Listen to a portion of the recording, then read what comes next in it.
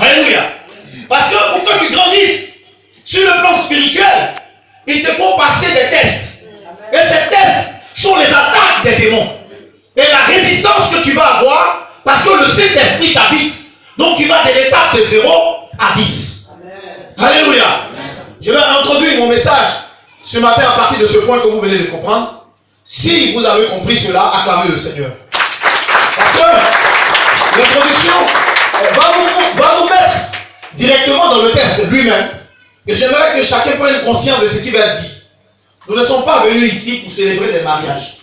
Nous ne sommes pas venus ici pour prier un coup pour que vous soyez des milliardaires.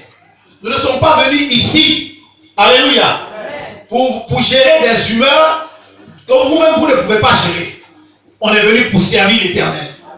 Et si vous prenez Dieu au sérieux, c'est lui qui résout vos problèmes. Mais ne nous imposez pas des vies qu'on n'a pas envie de vivre. Parce qu'on a haï notre propre vie. Et on a laissé tomber pour marcher dans la lumière de Christ. Amen. Alléluia. Puisque si cette vie que nous avions menée autrefois était une très bonne vie, on serait resté là-bas. Alléluia. Mais qu'il plaise à l'Éternel de dire à une soeur, marie-toi avec un frère. Qu'il plaise à l'Éternel d'ouvrir des portes à un frère pour rendre son témoignage. Parce que dans le parcours de la marche chrétienne, Dieu ne se penchera pas sur chacun pour dire oui, bon, ben je vois, on a bloqué tes milliards, donc on va te remettre. La preuve en est que, comme l'église même ne connaît pas où elle va, c'est pour ça que tous les chrétiens sont pauvres. Je le dis tous les jours, que l'église n'a pas compris que accepter Jésus, c'est nous ramener à l'âge du jardin d'Éden.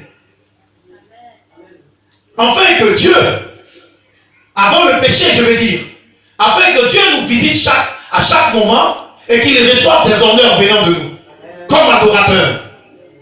Est-ce que quelqu'un me comprend? Mais Dieu, on n'a pas accepté le christianisme dans le but de retourner. Et si quelqu'un comprend bien le texte, il saura que dans le jardin d'Éden, il n'y avait pas de besoin. Car tout était déjà à notre disposition. Amen. Alléluia. Il n'y avait pas de besoin. La Bible dit, Dieu avait tout créé. Il dit à l'homme, cultive. Et puis gère. Il lui avait donné tout le pouvoir. Donc quand on vient dans le christianisme, on laisse la vie du passé et on rentre directement dans la présence du Seigneur. Mais ça ne peut pas être facile. Oh, ça ne sera jamais facile. Dimanche dernier, pour ceux qui étaient présents, ils ont compris une chose.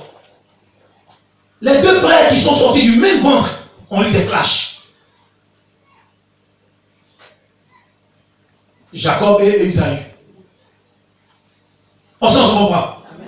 Et après, Jacob, ayant volé la prééminence, va être confronté à des difficultés jusqu'au point où dans la nuit noire, il va être face à Dieu dans un combat. Il ne connaissait même pas son adversaire. La peur de l'aurore.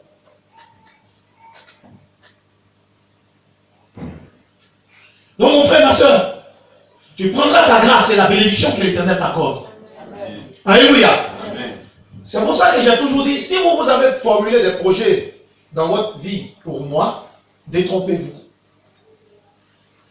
Vous ne pouvez pas formuler des projets pour moi. Moi non plus, je ne peux pas formuler des projets sur vous. C'est l'Éternel qui a le projet de chacun entre ses mains. Donc je ne peux pas compter sur toi pour dire non, comme à la fin du mois, Anne-Marie doit payer sa dîme et que la dîme de l'autre complète, et que la dîme de l'autre complète, ainsi de suite, ça me ferait un petit pactole, je ferai ceci. Jamais.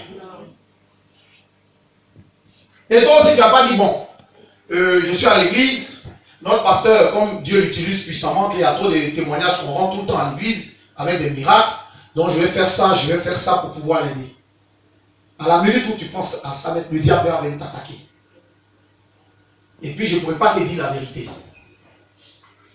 Parce que dès que je te dis la vérité, tu vas me dire, voilà, bon, moi, j'avais tel projet, hein, mais... Donc tu es en train de m'acheter. Tu corromps mon onction. Alléluia. Or, dès que l'onction est corrompue, l'étoile est éteinte. Quand l'étoile est éteinte, il n'y a plus de lumière. Quand il n'y a plus de lumière, tout ce que nous faisons on a perdu la vision. Comme Samson, quand il a perdu la vision, la Bible dit qu'il était en train de tourner les meules. Donc ça veut dire que quand tu perds la vision, tu commences à travailler pour l'ennemi. Puisque pendant qu'il tournait, la Bible dit que c'est des graines de blé qu'il était en train d'écraser pour les Philistins. Est-ce qu'on se comprend?